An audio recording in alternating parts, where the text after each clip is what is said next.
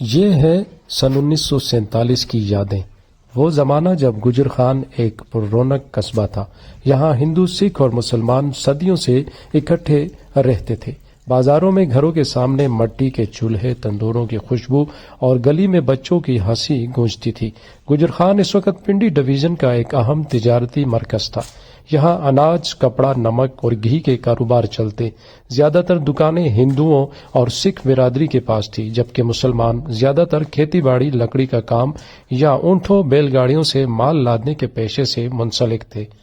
زندگی سادہ مگر محنت طلب تھی۔ لوگوں کے گھروں کی دیواریں کچی مٹی سے بنی ہوتی۔ امیر لوگ گجر خان بازار کے قریب پکے اینٹوں کے بنے مکانات میں رہتے۔ ان کے پاس سونے کی چوڑیاں، چاندی کے برتن اور زمین کے کھیت ہوتے، جبکہ غریب مزدور طبقہ دن بھر محنت مزدوری کے بعد ایک روٹی، دال اور لسی پر گزارا کرتا۔ گجر خان کا بازار اس وقت پورے پٹھوہار میں مشہور تھا۔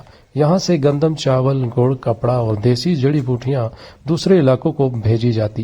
ہر جمعرات کو منڈی لگتی، جہاں مسلمان کسان اپنی پیداوار بیچتے اور ہندو بنیا حساب کی کاپیاں کھول کر نفع نقصان گنتے۔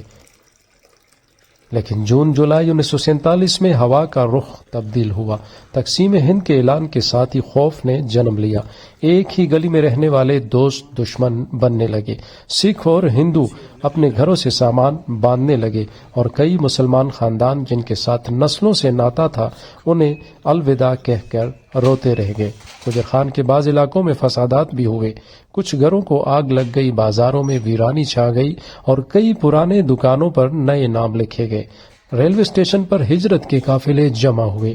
ایک طرف جانے والے سکھوں کی آنکھوں میں آنسو اور دوسری طرف پاکستان آنے والے مہاجرین کی آنکھوں میں امید۔ وقت گزرتا گیا اور وہی گجر خان جس کی گلیوں میں کبھی سکھ، ہندو اور مسلمان ایک ساتھ بیٹھ کر چائے پیتے تھے، اب صرف ایک نئی قوم، پاکستانیوں کا گاؤں بن چکا تھا۔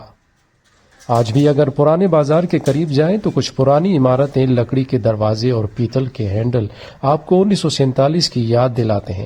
یہ عمارتیں خاموش گواہ ہیں اس محبت، جدائی اور قربانی کی کہانیوں کی جو گجر خان نے اس سال دیکھی تھی۔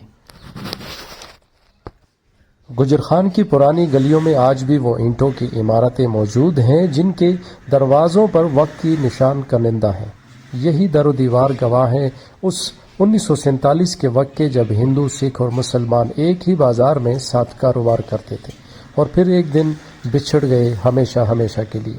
کچھ دروازے بند ہوئے، کچھ جل گئے، مگر ان عمارتوں کی خاموشی آج بھی چیخ چیخ کر کہتی ہے، یہی ایک زمانے میں محبت، جدائی اور قربانی کی تاریخ لکھی گئی تھی۔